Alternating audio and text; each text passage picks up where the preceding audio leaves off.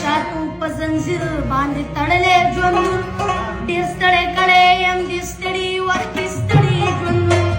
زما ارمان دی چې زه هم د چا په شان جوړ شم چې یا د خپل کلي ملک جوړ شم یا خان جوړ شم څومره مزه به کړي چې برېتې مې کونډه پرېښې وي په هر یو کور کې مې شر پرېښې وي لانجه پرېښې وي ټوپک په لاس کې ټوپۍ مې په تندي پرته وي خیر دی که ماته د ټول کلي دښمني پرته وي خفه په دې یم چې مې وس نشته زور نشته زه په پردي کور کې اوسېږم زما کور نشته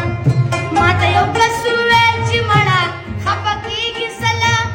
څادر د ظلم په سر واچوه یېرېږي سله ساده سړیه خلک ځان دپاره څه نه کوي